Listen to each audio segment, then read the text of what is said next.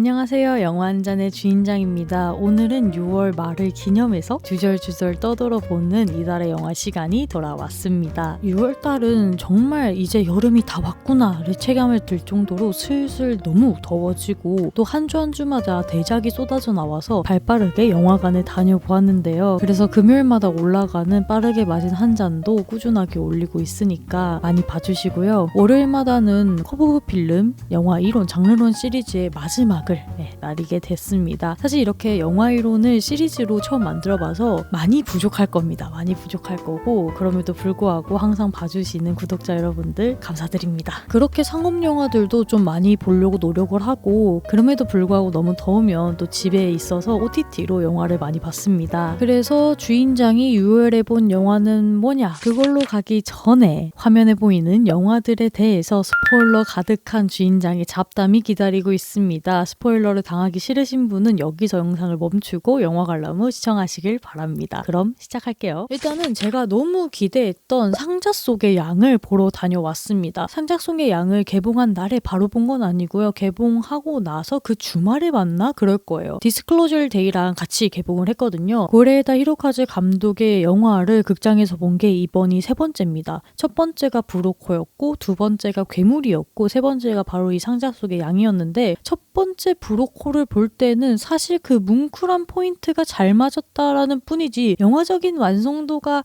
강했나라는 생각은 못 들었거든요. 근데 괴물을 보면서 야 이거지 정말 미쳤다라는 생각이 들었는데 상자 속의 양은 그 사이 어중간함에 있는 고레에다 히로카즈 감독이라고 생각하면 약간 아쉽지만 그게 아니라고 하면 뭐 그럭저럭인 그런 영화가 됐습니다. 이 영화를 보면서 굉장히 기시감이 있었는데 저만 그렇게 느낀 걸 수도 있지만 만추의 김태용 감독 있잖아요. 그 김태용 감독의 최신작인 원더랜드랑 너무 닮았더라고요. 원더랜드도 보면 죽거나 아니면 뇌사 상태, 깨어날 수 없는 상태 혹은 실종 상태에 있는 사람의 기억을 가지고 혹은 경험 이런 걸 가지고 가상 속에 AI가 만들어지고 거기랑 막 통화를 하면서 이렇게 좀 심리적으로 하는 그런 심리극 같은 형태를 띠고 있는데 이게 정말 산작 속의 양과 닮았다라는 생각이 들었습니다. 산작 속의 양도 어떻게 시작하냐면 주인공 부부가 나와요. 근데 2년인가 3년 전에 아들을 떠나보낸 거지. 근데 이 아들이 어떻게 죽었는지가 잘 나오진 않아요. 극 중에 나오는 정황상으로는 아이가 학교 중에 납치를 당한 것처럼 보이거든요. 근데 또 작중에 아동 염세 납치범이 나오거든요. 그래서 그 납치범이 이 납치범이 맞는지 아직까지는 잘 모르는 그런 상태입니다. 그러한 상황 속에서 엄마와 아빠가 다른 약간 트라우마를 가지고 있어요. 엄마는 좀 엄마 쪽 집안이 약간 좀 상여자스럽달까?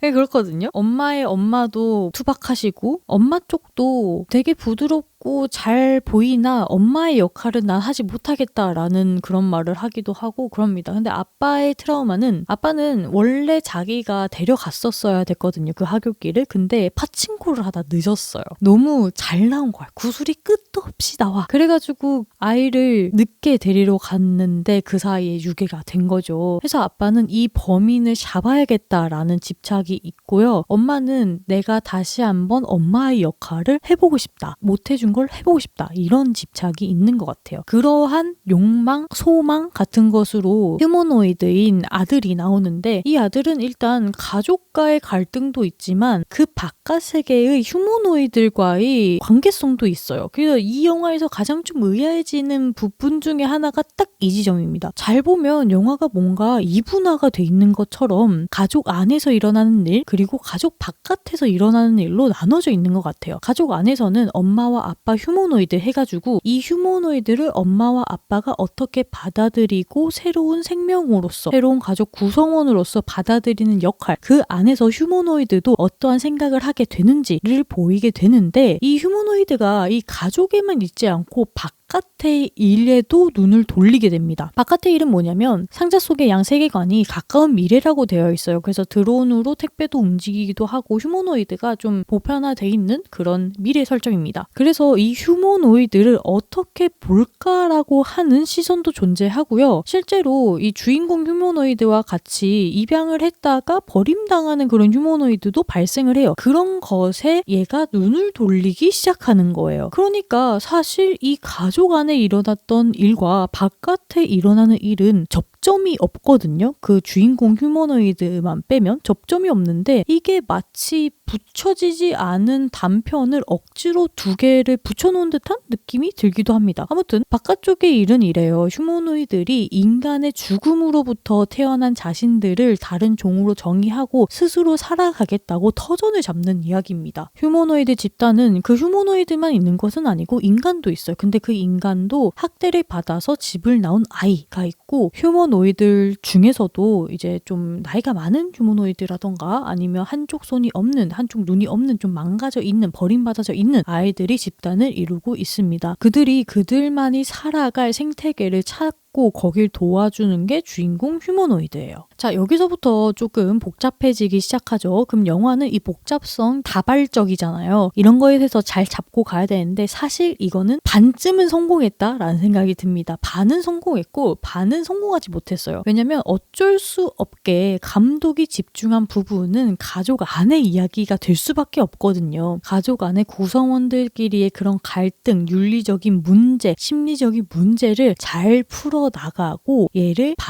받아들였는데 여기서부터 약간 삔또가 나가지고 이 휴머노이드가 독립을 하려고 하는 겁니다. 제가 한율평에도 그렇게 남겼지만 입양한 휴머노이드가 갑자기 독립하려 한다라고 이런 식으로 적었거든요. 가쁜 독립 이런 식으로 돼서 산속에 가가지고 얼기설기로 연대해서 살아갈 수 있는 그런 나무를 한 그루 찾아서 거기서 살아가게 된다는 내용이 있습니다. 여기서 이제 영화는 마무리가 되는데 기존의 감독의 영화들보다는 사실 좀 많이 아쉬운 부분이 많았어요. 특히 설득력과 설명이 잘 되거든요. 근데 얘네가 붙지를 않아요. 제가 말했듯이 가족 안의 스토리하고 가족 밖의 스토리가 있는데 얘네의 접점은 주인공 휴머노이드밖에 없거든요. 얘가 사실 없어지면 이 바깥쪽 이야기는 존재하지 않아도 됐을 거예요. 제가 봤을 때는. 근데 이거를 억지로 좀 끌어오기 위해서 뭔가를 한 것 같은데 거기에 대한 개연성은 부족했다라는 생각이 들었습니다. 그럼에도 고레다 히로카즈 감독이 원래 가족에 대해서 많이 다루잖아요. 근데 기존의 가족들과는 조금 다른 부분이 있다면 아이가 독립을 해나가는 과정을 그린다는 것은 참 괜찮은 설정이었던 것 같습니다. 그래서 산작 속의 양이라는 게 어린 왕자에 나오는 거잖아요. 정말로 소중한 것은 마음으로 볼 수 있어. 눈으로는 보이지 않아. 라는데 이 상작 속의 양을 보고 있으면 정말로 소중한 것은 아마도 사랑이겠죠. 자식 간의 사랑이 될 수도 있고 인간 간의 인간, 인간과 휴머노이드, 휴머노이드와 휴머노이드 다양한 사랑이 있을 수 있는데 그 다양한 사랑을 너무 많이 담으려고 해서 그 상자가 꽉 차지 않았나? 라는 생각도 들었습니다. 그 다음 본 영화는 바로 순례자들은 왜 돌아오지 않는가를 봤는데 얘는 약간 기대를 했어요. 제가 왜냐면 애니메이션을 좋아하거든요. 이게 애니메이션이기도 하고 우리가 빛의 속도로 상상할 수 없다면 추월할 수 없다면 걸어갈 수 없다면 그 소설집 있지 않습니까? 거기 안에 들어있는 순례자들은 왜 돌아오지 않는가라는 부분을 단편 영화로 만들었다라고 들었거든요. 근데 사실 제 기대와는 다르게 평점이 그렇게 좋지는 않더라고요. 약간 각오를 하고 영화관에 들어섰는데 저 포함해서 3명 있었습니다. 이게 유명하지 않은 단편이라서 SF 애니메이션이라서 그런가? 라고 했지만 3명만 보는 이유가 있더구나요. 세계관은 엄청나게 장대합니다. 지구라는 게 있고요. 지구와 떨어져서 사는 행성이 있는데 그 행성에는 이상하게 여자들밖에 없고 너무 감정이 없어 보이는 굉장히 절대된 생활을 하는 사람들이 존재하고 얘네가 17세였나 18세가 되면 지구로 가서 1년 동안 순례길을 경험한 다음에 다시 행성으로 와야지 진정한 어른이 된다더라 라는 게 디폴트예요. 일단 너무 설명하고 싶은 게 많아요. SF인데 SF는 한 줄로만 설정이 돼 있어도 그 한 줄 안에 어마어마하게 밀도 있게 촘촘하게 들어가야 되는 설명들이 많거든요. 근데 얘네는 일단 세계관이 이만큼 큰데 설명을 너무 많이 해야 되니까 컷 하고 그냥 넘어가 버려요. 이게 문제인 것 같아요. 왜냐면 그렇게 설명을 해봤자 설득력이 올라가진 않고요. 관객은 지루해지고 이것도 어디선가 본 듯한 그런 SF적인 부분이 많아서 이거 어디서 봤더라 이러면서 영화를 지켜보게 됩니다. 영화의 줄거리를 한 줄로 요약을 하면 사랑을 깨닫기 위한 여정인데 그 여정이 가시밭길인 거야. 모든 걸 말씀드리진 않을게요. 모든 걸 말씀드리지 않지만 지구는 유전자에 의해서 차별이 만연한 세상이고요. 그것 때문에 마치 총목 마냥 기득권이 살고 있는 데는 엄청 깔끔하고 좋고 이런데 아닌 애들은 가난하고 시정자배 이런 애들이 널렸지 않습니까? 그런 거를 보여줘요. 또 그 도시 지역을 넘어가면 다 사막이에요. 그래서 사막에서도 살고 있는 사람이 또 있고 그래서 밟히는 영화들이 굉장히 많아요. 매드맥스도 생각나고요. 만화 중에서는 총몽이 생각나고요. 약간 공간기동대의 그런 건물들도 생각나고요. DNA로 사람을 차별하는 그 부분에 있어서는 가타카가 생각나기도 합니다. 그러니까 뭔가가 많이 짬뽕이 된 세계관이긴 한데 여기에 어떠한 인물을 설정해서 그렇게 유전자로만 태어난 아이들이 있는 행성을 둠으로써 차별점을 두는 건데 이게 과연 잘 서술이 됐냐라고 물어보면 저는 아니다라고 대답할 것 같습니다. 그 세계관이 굉장히 매력적이에요. 여러 가지 막 섞여져 있고 그렇긴 한데 이거를 제대로 서술을 담아내질 못해요. 서술력이 너무 떨어져요. 그리고 그렇다 보니까 평평해지고 다 예상이 가능해지고 끝내 마지막에는 설마 또 사랑이야? 라는 느낌이 들게 돼요. 제목에서도 밝혀져 있듯이 순례자들이 왜 지구로 가서 돌아오지 않겠습니까? 너무 당연한 사랑이겠죠? 근데 이게 설득력을 갖추지 못하니까 어떠한 질문에 대해서 너무 보편적이고 큰 대답을 내놓은 거예요. 당연히 그럴 수 있지. 당연히 그럴 수 있는데 나는 좀 더 구체적인 답을 원한다고. 이런 거야. 내가 시장에 갔어요. 시장에 가서 야채 가게에 들려가지고 아주머니 요즘은 미나리가 철이라던데 미나리에 어울리는 다른 야채 있어요? 라고 하면 아주머니가 이렇게 답하는 거야. 그렇지. 미나리가 철인 봄이지. 봄에는 야채가 모두 맛있단다. 이런 느낌인 거예요. 아니 야채 맛있는 거 알겠거든요. 근데 미나리랑 어울리는 걸 추천해달라 했잖아요. 근데 그거를 못 들은 느낌? 그냥 너무 전반에 대해서만 얘기하고 있는 느낌? 되게 장대한 SF 미스터리로 시작했으면서 마지막에는 사랑이야 라고 끝나는 게 사실 설득력을 갖추지 못했다라는 생각이 듭니다. 그래서 제가 이거를 읽어보려고 우리가 빛의 속도로 상상할 수 없다면 김초엽 작가의 SF를 읽어보려고 제 책장에서 뒤졌거든요. 저는 그걸 사놓은 줄 알았는데 안 사놨더라고요. 그래서 사서 그 소설의 깊이를 좀 알아봐야겠습니다. 영화는 솔직히 별로가 맞았다. 다음 영화는 유레카입니다. 유레카는 제가 토파보기 영상을 준비하고 있어서요. 여기서 모든 걸 자세하게 막 풀진 않겠으나 유레카가 시간이 꽤 길어요. 한 3시간 48분 정도 되거든요. 그리고 컬러 영화긴 하지만 맨 마지막에 나오고요. 흑백의 세피아톤입니다. 그래서 되게 오래된 바랜 종이색 같은 느낌이 나요. 근데 영화 전반으로 보자면 3시간 48분이 지루하지 않습니다. 이게 정말 놀라운 것 같아요. 사실 사탄탱고 볼 때는 지루한 감도 없지 않아 있긴 했거든요. 벨라타르라는 감독이 길게 끌긴 길게 끄니까 그런 감이 없지 않아 있었는데 유레카는 잔잔하고 고요한 태도에 그렇지 못한 사건들이 하나 둘씩 빵빵빵빵 터지는 느낌이 났어요. 그래서 그렇게까지 지루하지는 않았다. 오히려 흥미로웠다라는 생각이 들고 이 시종일관 담담한 주인공들의 태도, 영화적 태도가 마음에 들었습니다. 자세한 거는 토파보기에서 말해보도록 할게요.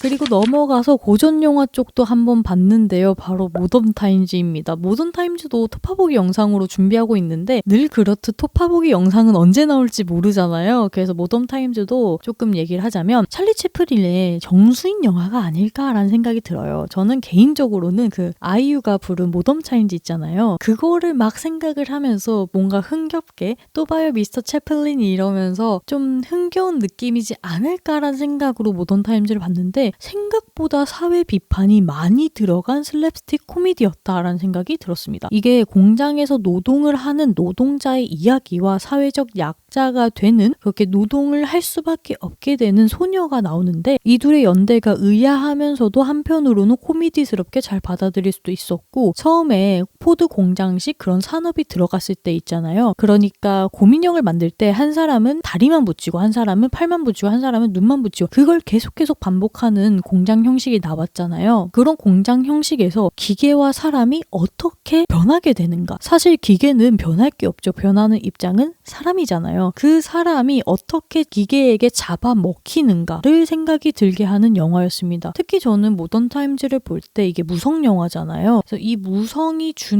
의미가 뭘까를 곰이 생각을 해보고 본 영화였습니다. 또 이것도 자세한 거는 토파보기에서 얘기를 해볼게요. 다음은 사랑은 낙엽을 타고입니다. 사랑은 낙엽을 타고의 감독의 영화가 이게 처음인 것 같은데 좀 꽤나 나랑 잘 맞았다라는 생각이 들어요. 이게 로맨스 영화거든요. 근데 로맨스 영화인데 이 냉소적인 로맨스는 또 처음 맛본 거야. 마트에서 일을 하는 여자 주인공과 공장에서 용접 일을 하는 남자 주인공의 그런 사랑 이야기인데요. 이 사랑이 굉장히 매트하고 미니멀합니다. 이게 보면 영화 배경으로 우크라이나 전쟁이 계속 얘기를 하고 있어요. 그러면 2020년대 후반이던가 그때 당시에 시간대를 이루고 있는데 영화를 보면 야 이게 그게 맞나라는 생각이 들어요. 왜냐면 이 주인공들이 휴대폰이 스마트폰이 아니야. 그리고 항상 라디오를 듣고 있고 소통하는 수단도 인스타 DM이나 왓츠앱 이런 게 아니라 쪽지로 주고 받거든요. 그래서 막 전화번호부도 막 뒤지고 막 그래요. 굉장히 고전스러운 앤틱한 맛이 있는 영화인데 근근히 나오는 우크라이나 전쟁에 대한 내용 때문에 이게 현대예였구나라는 것을 상기시키기도 하는 영화입니다. 그래서 이 영화는 그렇게까지 대사가 없거든요. 좀 대사를 아꼈다라고도 생각이 드는데 그러니까 오히려 영화 전체에서 바라보게 되는 미장센이라던가 배우들의 얼굴 그리고 소품들에 집중이 가는 편입니다. 특히 이 영화는 앞에서 말했던 모던 타임즈와의 연관성도 좀 있는 작품이에요. 여자 주인공이 나중에 개를 기르게 되거든요. 근데 그 개 이름이 채플린이고 개를 처음 씻기고 닦아줄 때 그 뒤에 베드 테이블에 있는 동상을 보면 이거는 흐린 눈으로만 봐도 채플린이라는 걸 볼 수 있거든요. 이 감독 자체가 채플린의 모던 타임즈의 영향을 좀 받지 않았나라는 생각이 들었습니다. 그래서 이런 관점에서 사랑을 낙엽을 타고를 본다면 이 노동자들이 어떻게 노동을 하고 이들이 일상에서는 어떻게 사랑을 하는지가 자연스럽게 이어가면서 좀 유쾌하게 볼 수 있는 냉소적인 로맨스 영화다라는 생각이 듭니다. 그래서 추천드려요. 자, 비슷하게 로맨스 영화로 만추도 봤습니다. 김태용 감독인데요.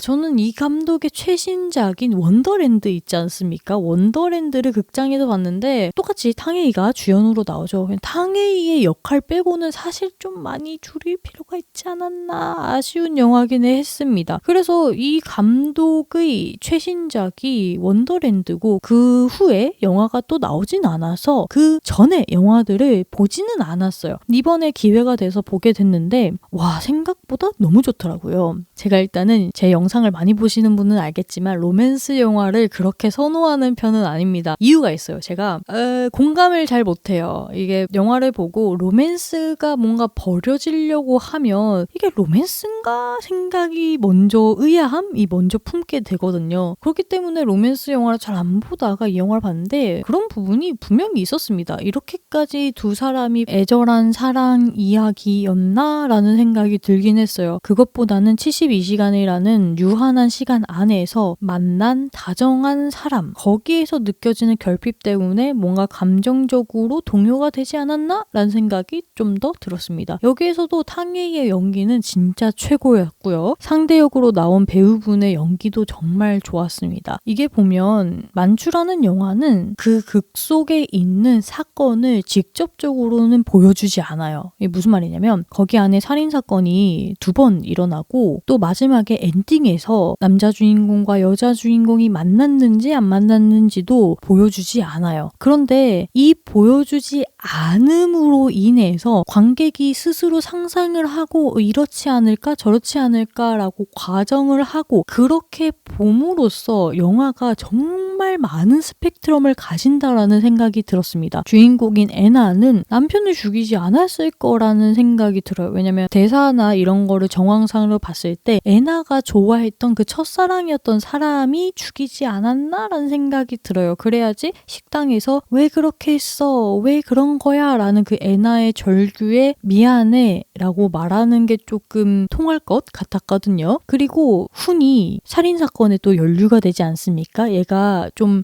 에스코트 서비스를 하는데 말이 좋아서 에스코트죠. 모든 걸 다 준다고 보면 돼요. 만약에 데이트를 원하면 데이트를 주고요. 뭐 성관계를 원하면 성관계를 주고요. 뭔가 안정감, 뭐 따뜻한 말 이런 걸 원하면 그런 걸 주고요. 나쁜 남자를 원하면 그런 걸 주는 모든 것을 주는 에스코트 서비스를 하는 한국인이 훈이 있습니다. 근데 훈의 그런 손님들 중 한 명인 사모님이 죽은 채로 발견이 되거든요. 거기에 남편이 훈에게 너 왜 아내 죽였어? 라고 말을 하지만 저도 그거는 정황상에 남편이 죽이고 훈한테 뒤집어 씌운 게 아닐까라는 생각이 들어요. 여기에 대해서 좀 많은 의견들을 보다 보니까 저같이 생각하는 사람이 있는가 하면 훈이 정말 죽였다라고 생각하시는 분도 있고 혹은 애나가 그렇게 죽였다라고 생각하시는 분도 있고 훈도 죽이고 애나도 죽였다라고 생각하시는 분들도 있더라고요. 그러면 벌써 경우의 수가 4가지나 되잖아요. 그럼 벌써 4가지의 경우의 수로 영화가 다 다르게 보이게 되는 거예요. 이런 부분이 저에게는 좋게 느껴졌고요. 시애틀의 안개 낀 그런 모습을 보는 것, 그 탕웨이와 훈의 그런 조화를 보는 것도 참 좋았습니다. 특히 저는 문 닫은 놀이공원에서 범퍼카를 서로 타면서 저 멀리 보이는 낯선 커플이 막 대화를 해요. 막 어쩌고저쩌고 하는데 안 들리는데 훈이 갑자기 더빙을 시작합니다. 왜 날 버렸어요? 날 버리고 떠나지 말았어야죠. 이러면 남자가 내가 어떻게 그럴 수 있겠어? 막 이런 식으로 더빙을 하거든요. 그 장면에서 해피엔드가 떠오르기도 했고 그때 처음으로 애나가 훈에게 마음을 열면서 그 대화에 참여를 하거든요. 그런 서서히 물들어가는 과정도 좋았고요. 제가 앞에서 말했듯이 이 감독이 어떠한 사건들에 대해서 명확하게 보여주지 않는다라고 했잖아요. 이것과 같은 맥락으로 이어지는 게 애나의 속마음을 말을 하는 장면입니다. 훈과 애나가 어딘가에 앉아가지고 밤에 얘기를 하는데 애나가 중국어로 왜 자기가 이렇게 됐는지에 대해서 설명을 해요. 근데 훈은 중국어라고 하면 하오와 화이인가? 이것밖에 모르거든요. 심지어 뜻도 잘못 알고 있었어요. 하오가 좋다, 화이가 나쁘다, 싫다라는 뜻인데 하오가 싫다라고 알고 있었거든요. 그래서 그거를 탕웨이가 잡아주고 중국어로 자기의 이야기를 막 하기 시작하는데 훈의 대답 하오, 화이 이런 게 어느 순간은 어긋나면서 어느 순간은 너무 착착 맞아 들어가는 거예요. 거기에서 맞아 들어가고 그럴 때는 애나가 놀라기도 합니다. 얘 알아듣는 거 아니야? 막 이러면서 놀라기도 하는데 정황상 이것도 갈리는 부분이긴 해요. 훈이 정말 중국어를 몰랐나? 라는 것도 있고 아니면 정말 몰랐는데 우연으로 인해서 그렇게 알아듣지 않았나? 라고 생각하는 사람들도 있을 거잖아요. 저는 알아듣지 못했다라고 생각하는 사람이긴 한데 그럼에도 알아듣지 못함에도 불구하고 이렇게 대화를 하면서 맞춰나가고 서로에게 스며들는 그런 부분이 참 좋았다라고 생각하는 만추였습니다. 특히 이러한 모호함의 정점이 저는 결말이라고 생각을 하거든요. 결국에 훈은 잡혀가서요. 이게 징역을 살았는지 아니면 뭐 도망을 가서 도주를 하고 있는 중인지 안 나오지만 아마도 탕웨이 곁으로 돌아갈 수 있으면 갔겠는데 어려워 보입니다. 그를 2년 뒤에 출소를 한 탕웨이가 만나기로 한 카페에서 기다리고 있는데 거기서 문 쪽을 바라보면서 헤이 이렇게 대답하고 오랜만이야 라 뭐 이렇게 번역이 됐던데 그 대상이 정말로 들어온 훈인지 아니면 그냥 탕웨이가 연습을 하는 것인지 이런 것도 갈리는 부분이거든요. 그래서 정말 해석의 여지가 많지만 모든 해석마다 관객의 니즈를 잘 채우는 그런 훌륭한 영화라고 생각이 들었습니다. 마지막 영화는 케빈 인 더 우즈인데요. 제가 이거 한번 추천한 적이 있을 거예요. 아마도 헬로윈 축집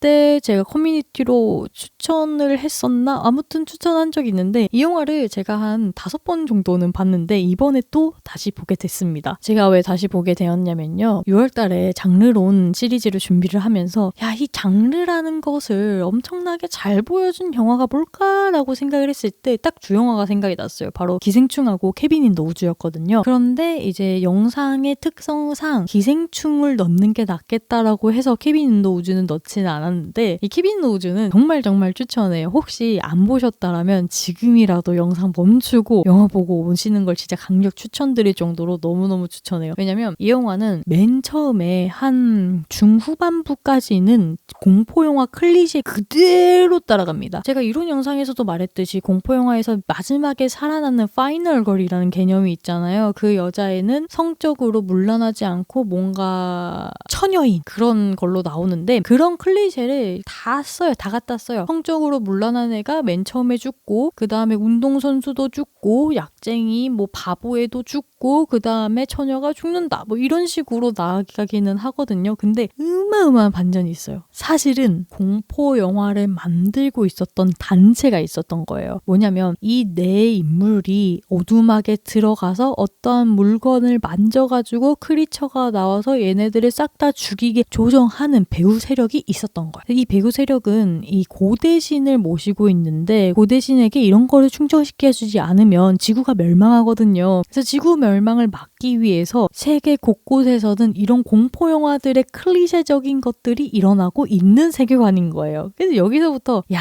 진짜 클리셰 다 비틀었구나라는 생각이 들었고 우리가 공포 영화 클리처물이라고 생각이 들면 나오는 한 번쯤 봤을 법한 그런 애들이 싹 다 나옵니다. 마지막에 싹 다 나와서 대환장 파티 피철철 뭐 이런 게 나오는데 그것도 쾌감이 너무 좋고요. 마지막에는 약간 날씨 아이의 주제와도 맞닿지 않나? 라는 생각이 들었어요. 이게 무슨 말이냐면 케빈 인 더 우즈에서는 그런 사람들이 희생을 해야지 지구가 돌아가거든요. 근데 날씨 아이에서도 아이가 희생을 해야지 도쿄가 이제 침수되지 않는 상황이었잖아요. 그런데 날씨 아이에서 선택한 거는 너를 구하기 위해서는 뭐 세상 따위 어떻게 돼도 상관없어 였잖아요. 그 문장 하나로만 케빈 인 더 우즈랑 이어지게 됩니다. 이렇게 굴러갈 지구면 에라이 싹 다 망해라 이런 거거든요.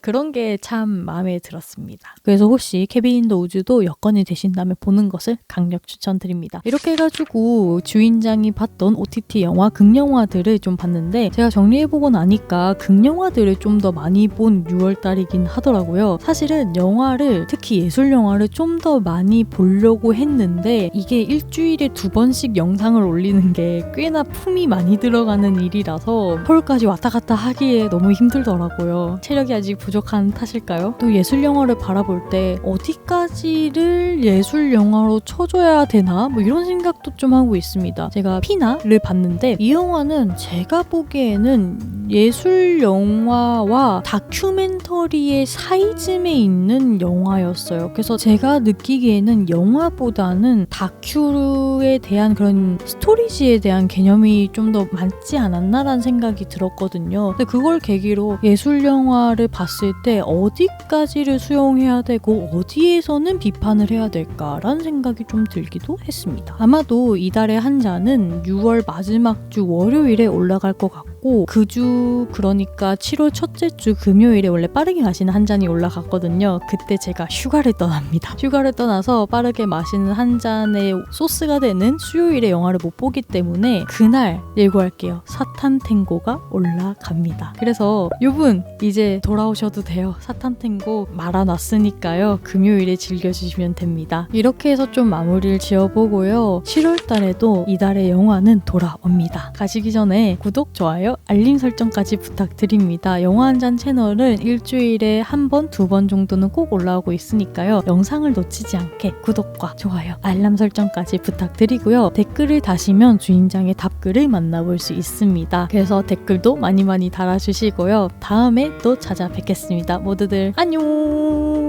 또 봐요. 이것 좀 자랑하고 싶은데 제가 쿵푸 팬더를 좋아하거든요. 1, 2, 3 그 시리즈를 다 좋아하는데 최근에 또 쿵푸 팬더 3를 봤어요. 그런데 짠! 얘가 생겼습니다. 얘는 무슨 캐릭터 굿즈전이 있어가지고 막 굿즈를 담고 샀는데 5만 원이 넘어서 이 쿠션을 주더라고요. 근데 얘가 엄청 몰랑몰랑해요. 포 얼굴이 만두같이 귀엽지 않습니까? 그래서 잘 쓰고 있습니다.